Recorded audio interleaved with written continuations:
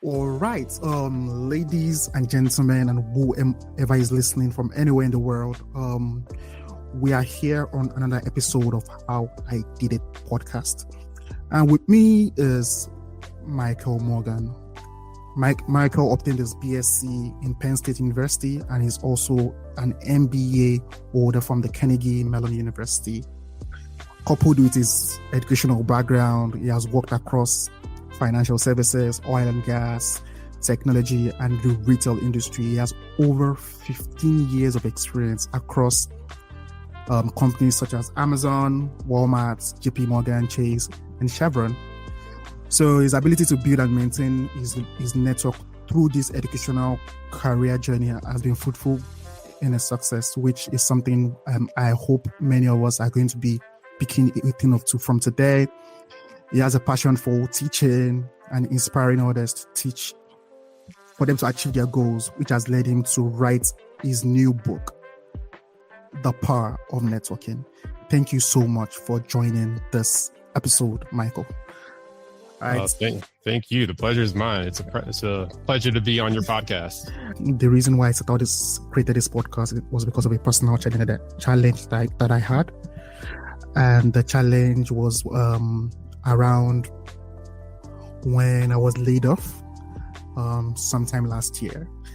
And so I found out that despite the fact that I have so much experience in my bag, like and I just moved from Nigeria to the UK, I didn't have, like, when I was in Nigeria, I could just call like 5 people, and I have interviews scheduled already, and most likely I'm going to get any of which I want, because those connections were there.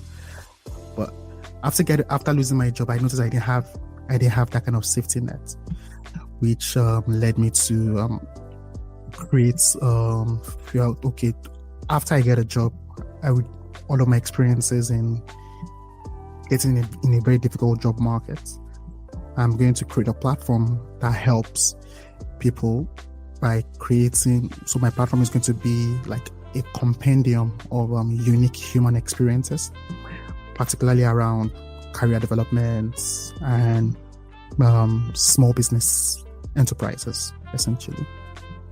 So the kind of people I always want to speak to are the kind of, so my audience are basically the kind of people that need help, essentially, because they are kind of young, they are hungry, but they don't have it figured out. So for me, having 7 years in my belt, obviously I've turned the tide around, obviously. But for me to go through that, I can imagine people who have not invested so much in themselves to stand out in the job market, how difficult they would have found it. So this is the platform for them. So what do you think about what I just said? No, I love it. I mean, that's my purpose as well. I mean, I want to help people. That's why I wrote the book. That's why I'm doing speaking engagements with schools, organizations, universities, companies. I have a ton of work experience, and a lot of people have been reaching out to me over the years and asking for tips, advice, whether it's getting opportunities at jobs and interviewing, or being successful in your role, how to move up the corporate ladder, how to move to brand new cities, states, and be able to acclimate to a new place altogether. So I'm completely aligned with you. I really like helping people. So. All right, so you guys, there are different parts. So let me just bring you guys up to speed. You guys already know the kind of guests that we bring on here. They are not going to be doling out fluffy stuff. It's not going to be motivational. It's going to be very tactical. So it's very important for you to listen very closely, because the job market is very hard, and for you to succeed in the job market or in your career as it is, you just don't need one tool, which all the recruiting gurus are pushing around. Optimize your CV and optimize your LinkedIn. There are so many things that you need to put in your arsenal. And one of the big things that it's a lifelong investment that you keep on recouping, provided you are putting more into it is networking. And that's what Michael is going to come into to talk to us through. So, Michael, the first question is going to be, how have you been able to successfully, because you've worked across oil and gas, financial services, all of these big companies, as I mentioned earlier. So how have you been able to transition in between all of these companies and industries? Essentially, how did you do it? So I would say two things. The first one, obviously, it coincides with the title of my book, The Power of Networking. But my network has really opened up doors for every company that I've worked for. So as an example, the first company I worked for was JP Morgan. So I worked in financial services. I'm a member of Kappa Alpha Psi fraternity. So I'm a part of a fraternity. I have fraternity brothers that were already a part of the company. So when I expressed interest, my fraternity brothers, they looked over my resume. They helped tailor my resume to make it a good fit for the role. They helped prep me for the interview. They referred me for the role. So they gave me everything that I need. They set me up for success so that I could, one, have the opportunity to interview at the company, two, be successful in the interview, and three, once I started with JP Morgan, I had a network and a support system to make sure that I was successful in my role. There were members of my fraternity that worked in the New York office, that worked in the Ohio office, that worked in the Delaware office, that worked in the Florida office. So I had a network of 20 people that I could reach out to at any time for tips, advice, who'd already worked at that company and could help me acclimate and hit the ground running. Same thing with Chevron. One of my classmates from Carnegie Mellon used to work at Chevron. So when I started interviewing with them, he pulled me to the side, he prepared me, he told me tips that you would only know if you worked at Chevron, things that you wouldn't find on a website. And because of the tips, advice, and guidance he helped prepare me for my interview, I was able to successfully execute that interview, and then I was able to get into Chevron. I have peers from my school at Carnegie Mellon that work at Amazon. So when I wanted to transition to Amazon, they were able to refer me. They were able to interview prep me, and it goes on and on. But it's my network really helps open up the door, one, to get my foot in the door so that I can interview with these companies, because a referral makes a huge difference. Some of these roles, it's hundreds of applicants that are applying. Recruiters are only looking at your resume for maybe 30 seconds. Yeah. If you have someone internally that can refer you, it makes a huge difference to at least get your foot in the door. We can have an interview. And secondly, my network has helped make sure that I have that support system be successful when I enter these companies and enter these roles. And then the second piece that I would say, as far as being able to transition from multiple industries, everyone has a core set of skills. I call them transferable skills. So think of leadership skills, communication skills, analytical skills, problem-solving skills. So those are skill sets that I can take to any company, to any industry. So when I'm interviewing for a role at a new company in a completely different industry I haven't worked in before, I highlight the skills that I bring to the table. I'll discuss my experiences and the skill sets that I bring, and then I'll discuss that I've done my diligence and research to get up to date on what's going on in the industry. So I haven't worked in the industry yet, but I'm knowledgeable about what's going on in the industry. I've joined organizations that have helped me get acclimated to the energy industry before I joined oil and gas. Or I've joined organizations to help me get up to speed in the technology industry before I joined Amazon. And that way I can still speak the lingo. I have the knowledge, the background. I may not have worked in that industry, but I have the transferable skills and I have the base knowledge. So the combination of my network, as well as me explaining like the transferable skills that I have, and me making sure that I'm up to date on what's going on in the industry and I know the industry trends, that has really helped me be able to transition and navigate to multiple places. All right. Thank you so much. So you having a network and you having transferable skills that is applicable to different industries has allowed you to have like the successful career of moving from different industries to the other. Now, let's dial back a little bit. There is the part I want us to dial back and do a bit of deep dive into is the part of networking. So one attribute that I noticed that you leveraged on your network is you participating in organizations or group that you are like minds with, that is quote unquote a confraternity. So besides that, what are the things that one can do to cultivate a relationship that one can now classify that relationship as part of one's network? What are the exact things that one can do? Yeah. So first and foremost, you have to put yourself out there. You have to get comfortable with the uncomfortable. I know people are different. Some people are more intrinsic. Some people are more extrinsic. Regardless of whether you're intrinsic or extrinsic, you have to reach out to people and try to start building relationships. That's both internally at your company, and that's just externally outside of your company as well.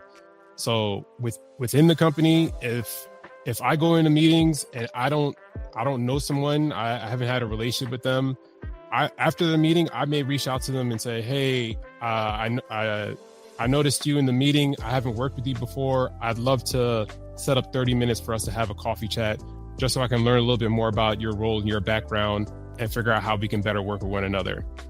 And whether that's taking someone out for coffee, taking someone out for lunch, for dinner, those one-on-one interactions, they make a huge difference.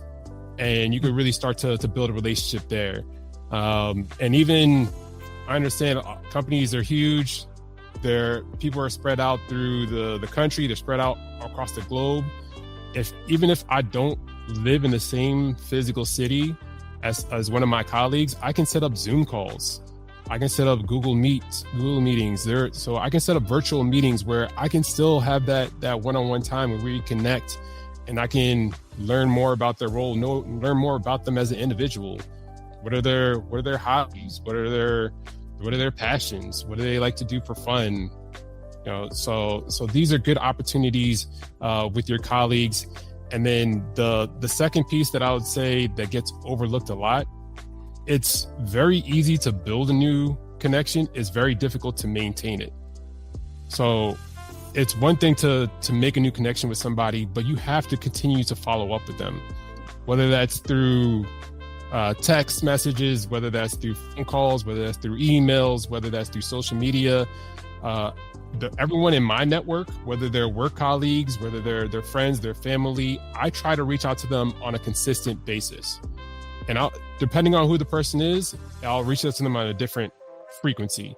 So some people I speak to every week. Some people I may speak to once a month. Some people I may speak to quarterly. Some people I may speak to annually. But I'm making sure that I'm regularly following up. I'm checking in. I'm asking how they're doing. I'm trying to find value that I can provide for them. Networking is a two-way street.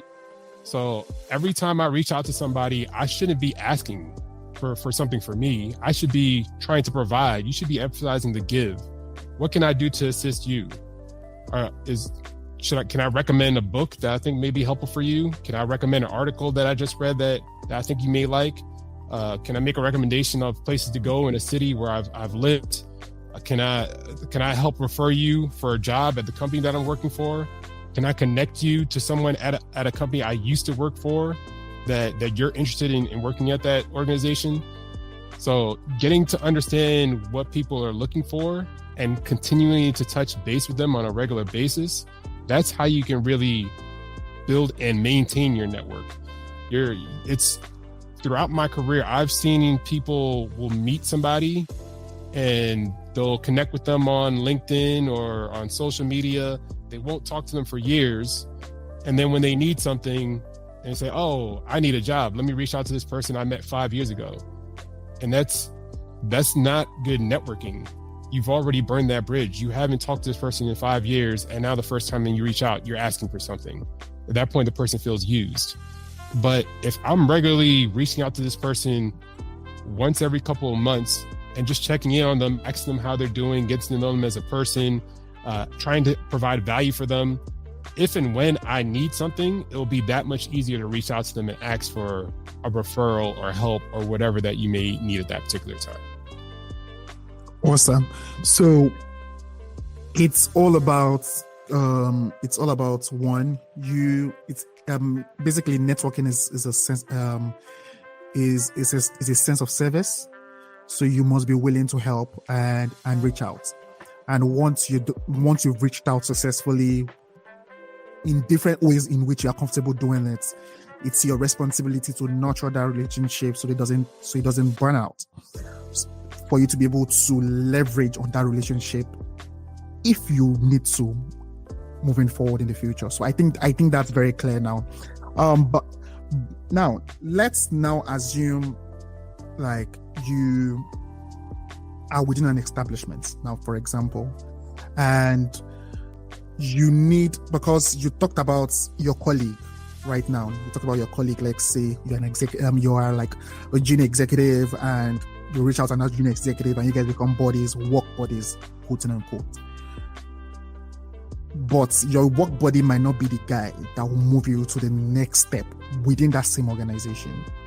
You need somebody to hold on to. You need somebody that says a word for you in rooms that you are not there. And that person can be like a mentor or a sponsor. I've been hearing about sponsors lately. Weirdly, I've had sponsors in the past. I didn't know I cultivated those relationships to have those kind of sponsors. I didn't know. I was just being me. But it's always good to have a different perspective or a new perspective of how to get a sponsor. So the question is, one, who is a sponsor? And two, how do you build and leverage the relationship that you've had with that kind of sponsor? Yeah, so it's a very good question. So I want to differentiate. So there's mentors and there's sponsors. Good. So mentors, there are people at the company at any level. They could be your peers. They could be levels above you that are giving you guidance and help and assistance. They're sharing their knowledge, tutelage to make sure you're successful in your role. Whereas a sponsor, to your point, is usually multiple levels above you, and they're actively working to pull you up to get you to that next level. In my experience, a lot of the sponsors, you have to perform well in order to get a sponsor. So I can't, as an individual from the companies I've worked for, I can't just reach out to someone and say, will you be my sponsor? I could reach out to people at any level and ask them to be my mentor, and people, depending on their capacity, their interest, they may or may not want to be my mentor, but I can't reach out to someone and ask them to be a sponsor. The times that I've been sponsored at my companies, I've performed well. And based off the fact that I performed well and did my job at a high level, I was connected with a sponsor who was actively trying to get me to the next level. So it's a combination. I'm a big proponent of networking, and you need to know the right people, but it's also important that you execute your job at a high level. When you perform your job at a high level, and not only perform your job at a high level, go above and beyond. If my role says that I'm supposed to do X, Y, and Z, I do X, Y, and Z at a high level. And on top of that, I'm also doing A, B, and C. Now I'm going above and beyond my scope. That's what's going to differentiate me. And now people are going to notice me. I've already built the right relationships with the right senior leaders across the company. They see the value that I'm providing. And now, because of that, now they've set me up with a sponsor that will help get me to that next level. So that's how you get the sponsors. Okay. So, so are you saying in some cases, you might not even know your sponsor? Is that possible? No, you should know your sponsor. So when a sponsor is provided to you, they'll connect you with the person specifically, and they'll know their role as a sponsor. But it's difficult as an individual to just reach out to someone and ask to be your sponsor. You could, like I said, you could do that if you want them to be your mentor, but a sponsor is usually set up by the company itself. Okay, so that sounds much more clearer. But the follow-up question is like, so what advice would you provide to help people to improve their ability now to like create influence within the workspace? Because all of this sounds like you know what you're doing, you have a foresight, and you're basically pulling the levers. Obviously, the levers is built on the hard work that you've done. So, but what are the exact things, like steps or tricks or tips that you need to use to garner those influences within the workspace, aside you putting in the work? So one of the most critical things is you have to know who the right players are. So definitely leverage your manager to understand who are the key leaders that you should be networking with, who you should be meeting with. At the end of the day, when it's the end of the year and a company is rating all the employees and providing them with a ranking, there may be, in an organization of 400, that example, there may be 10 to 15 leaders in a room discussing all the employees and ranking them. And your manager may not even be in the room. So if you don't know who those players are that are in the room, and if they don't know who you are, you're not going to get a good ranking, regardless of your work performance. So that's why it's critical that you know who the right players are and you network with them. You make sure that they're aware of your ambitions to move up in the company. They're aware of the value that you're providing to the company, the projects that you're working on, the results that you provided. And that's what's really going to help get you to that next level. So it's very critical, and it may be difficult for you as an individual to figure out who those players are, but your leader should be able to provide that information. And if it's not your manager, it could be your skip level, it could be your manager's manager, but make sure to ask the right questions, know who those players are, and start to build relationships with them.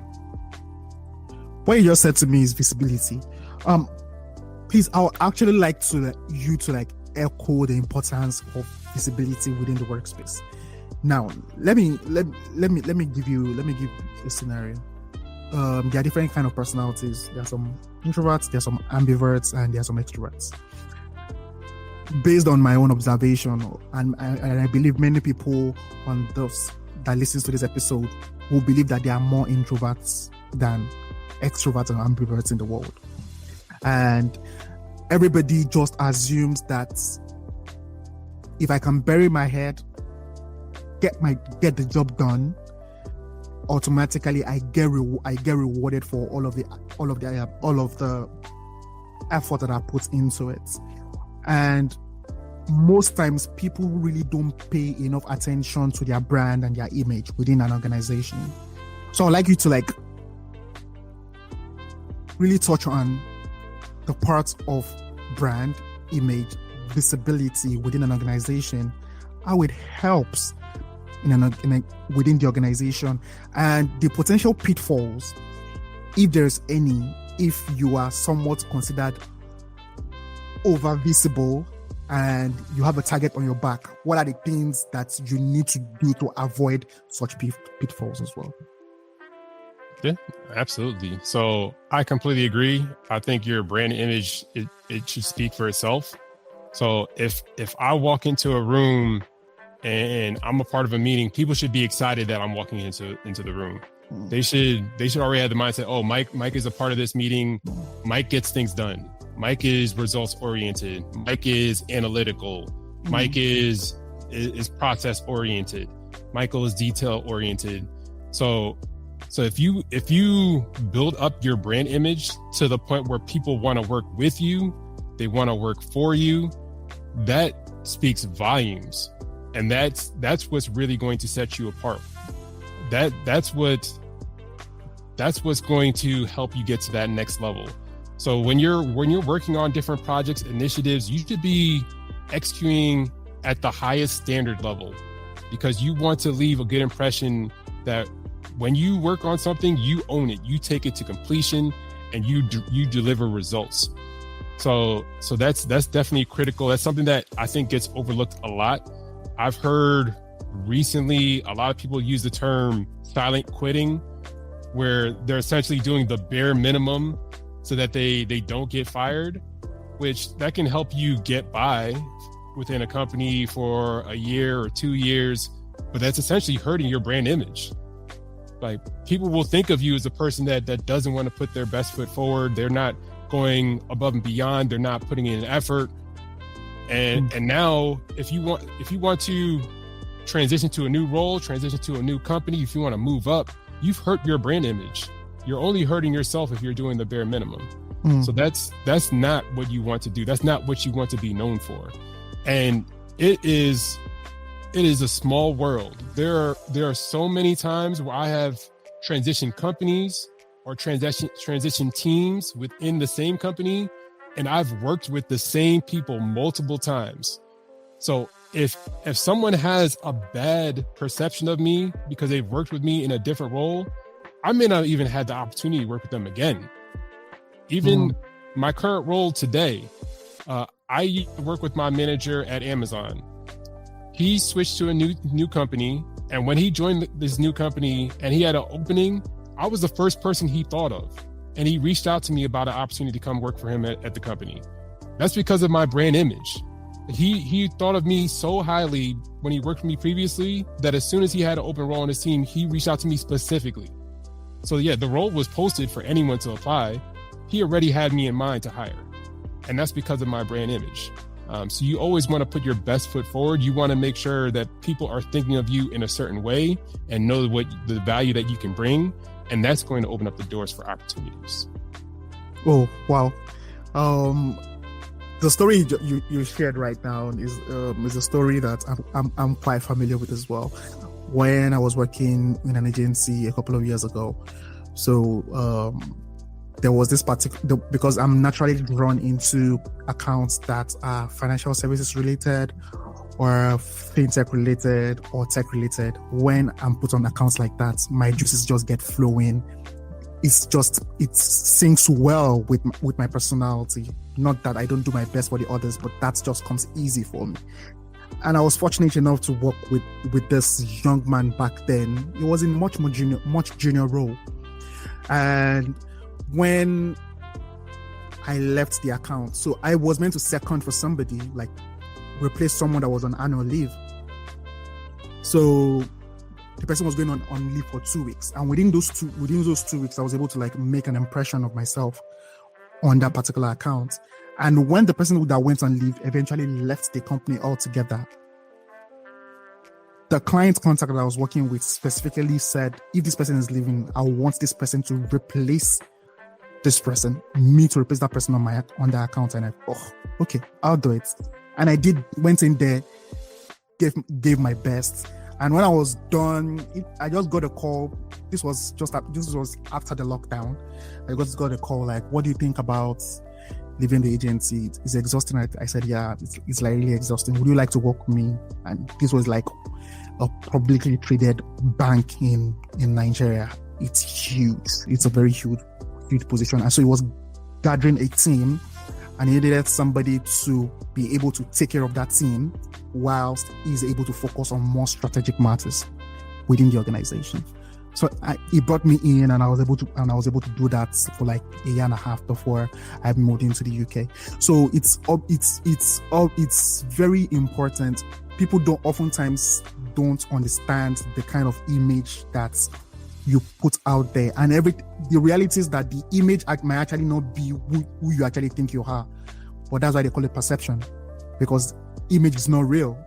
You snap yourself on a phone, and you are not the one in the phone. What you are seeing is what you look like, and you are not in control of what you are not in control of how people see what you look like, but you're in control of how you can put it out there for people to see a particular version of you. So, but there is also this part where all of this works very well in a world where pre-COVID, we're all going to work 5 times a week, at least for the most parts of the workforce in the world. We're all clocking in and clocking out. But there are some, and you touched on quiet quitting some minutes ago. There is this concept of remote working, and I've noticed that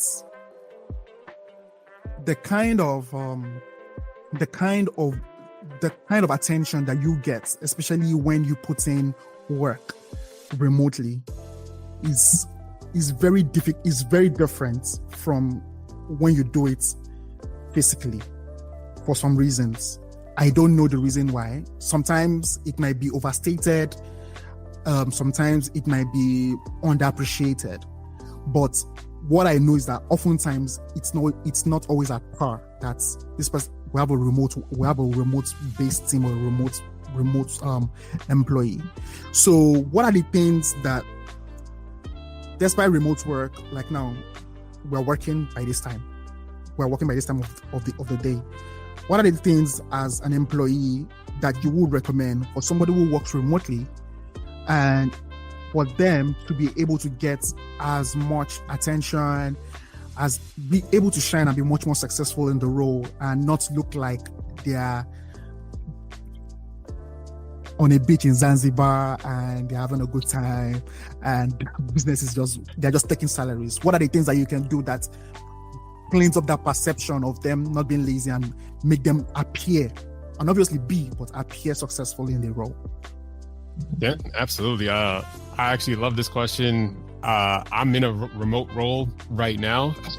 So I've worked in roles where I was expected to go into a corporate office 4 days a week. I'm in a fully remote role where I'll work from home and I don't see anybody for months at a time. So I would say two things will really help when you work in a remote role. So right now I live in Austin, Texas. The headquarters for my company is based in San Francisco, California. I have traveled to the headquarters probably at least once a quarter. So even though I'm in a fully remote role, I find opportunities whenever possible to go to headquarters where I can meet with the internal customers that I work with, where I can meet with senior leadership, I can meet with my manager, I can meet with other senior leaders within the company. And that way I still have that face-to-face interaction. It may only be 1 week or a couple days every couple of months, but that face did nothing, in my opinion, nothing can replace that face-to-face interaction. So whenever you have the opportunity to either go to your company headquarters, or if you can't go to company headquarters, at least try to meet with people in person. There are some people at my company that are also based in Austin, and I make an effort. I've figured out who else at my company lives in the Austin area, and I'll still reach out to them and try to set up times for us to meet together. So I would say one, whenever possible, try to still find opportunities to have that face-to-face interaction. The second piece, leverage technology. You may be working remotely, but you can still set up regular virtual calls with different leaders. You can still leverage tools such as like Slack, Chime, where you can send instant messages. So with senior leaders, I have recurring meetings through Zoom that are set up on a monthly basis. And I'm regularly touching base with them, and I'm talking to them about the different projects I'm working on, the challenges I'm facing. I'm asking them questions. I'm asking them for advice on how I can improve, how I can get to that next level. So even though I don't see them on a regular basis, they know what I'm working on. They know the value that I'm bringing. And even Slack, something that I think gets lost because when you're physically in the office, you can have that office chat. You can talk by the coffee machines or in the cafeteria area, and just to get to know people. Sometimes I'll go on an instant messenger tool like Slack, and I'll just reach out to people and ask them, hey, how's your day going? How was your weekend? Do you have any trips planned? It's summertime. Any trips coming up? So that way I'm getting to know people and building relationships with them. Maybe it's not over lunch, maybe it's not over a Zoom call, but those little things make a big difference. There's so many times that I'll reach out to people on Slack and I'll just ask them, hey, how was your weekend? And they'll respond, they'll tell me how the weekend was, and then they'll follow up and say, oh, do you need something? It's like, no, I don't need anything. I just want to know how you're doing as an individual. But there's so many times when coworkers reach out to each other, but they only reach out when they need something. I need this file. I need this work. It can get exhausting. Every time that someone reaches out to me, they're asking for something. when me, on the other hand, there are times where I'll reach out to people, and sometimes I need something because we're working on a project together, but sometimes I'm genuinely just asking them how they're doing. And it makes a world of difference. It helps me build that relationship.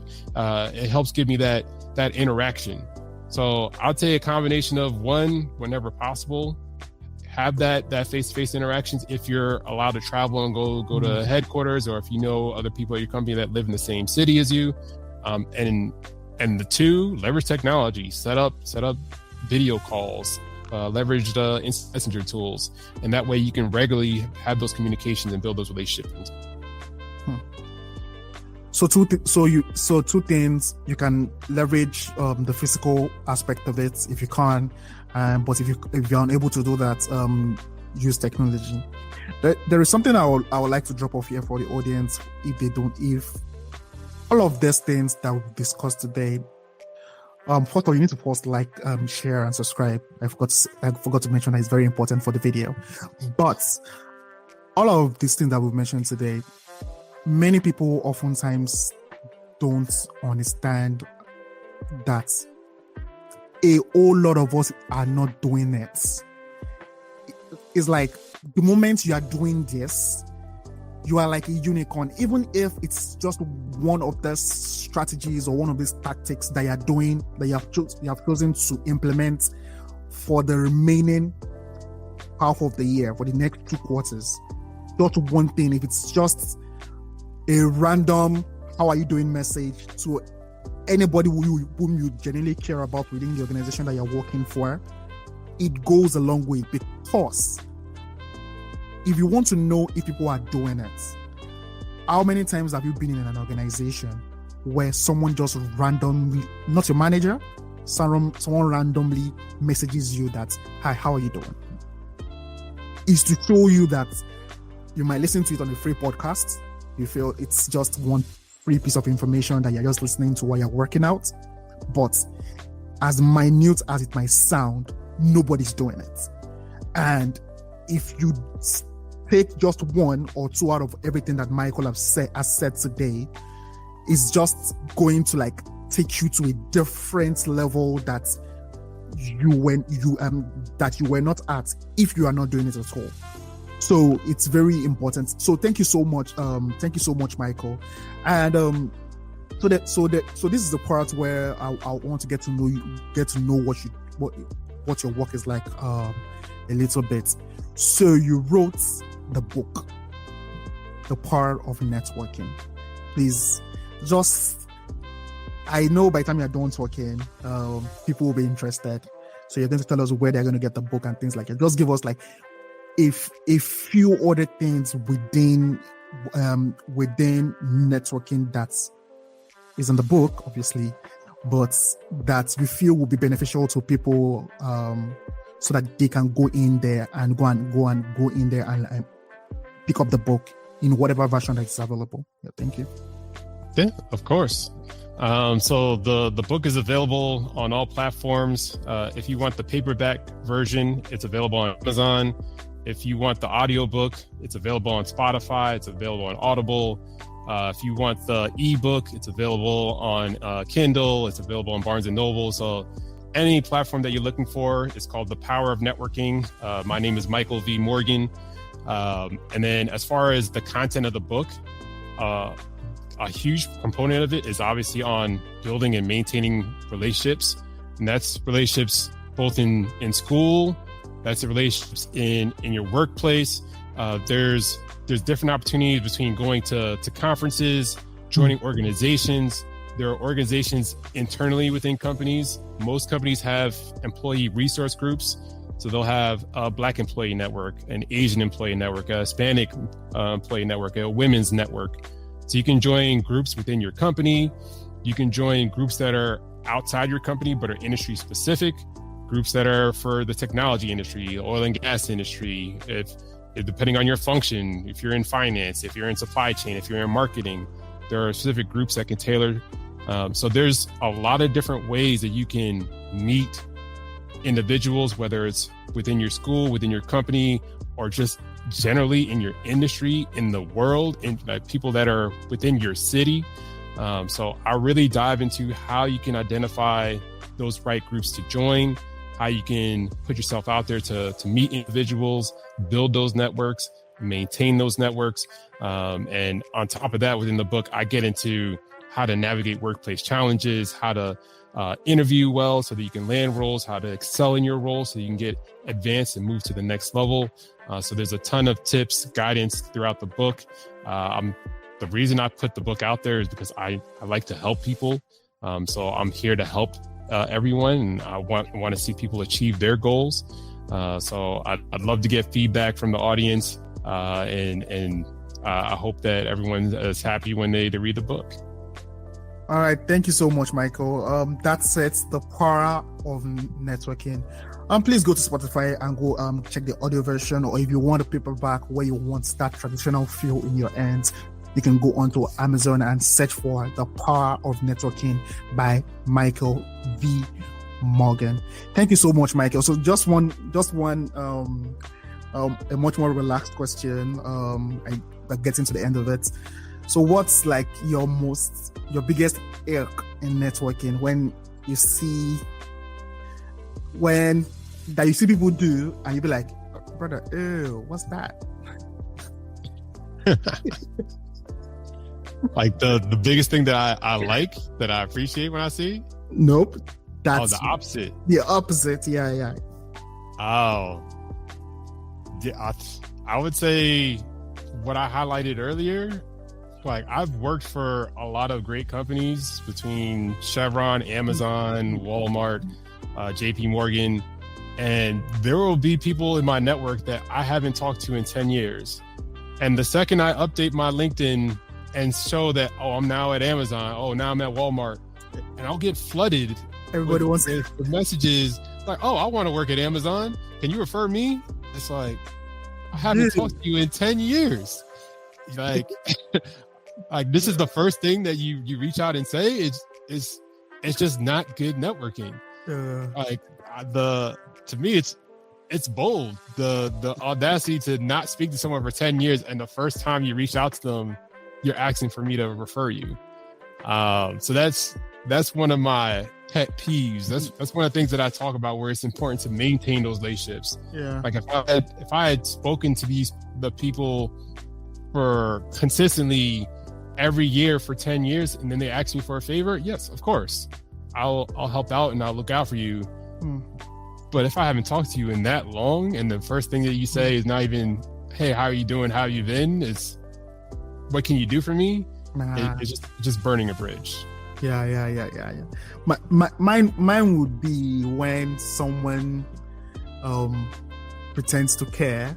Like, they come in, they reach out. Hi, how you doing? I'm like, okay, I'm okay, and we exchange pleasantries. And less than 24 hours, they are coming for your ask. I'm like, dude, I see what you just did there. That's all right. So thank you so much, Michael. Thank you so much, Michael. It's really been a pleasure. Ladies and gentlemen, and whomever is listening, this is Michael Morgan, the author of The Power of Networking. And as you already know, we bring the best and the very best. Thank you so much for listening. Thank you so much for joining, Michael. Please remember to like the video. Please just like the video. You are basically just helping somebody. Just network with the like button, essentially, at this point. So like the video, subscribe, share the video to whomever you think you feel will benefit from all of this knowledge. I still remain your host, Mahmoud Owolabi Kashia. To the next one, it could be. Peace.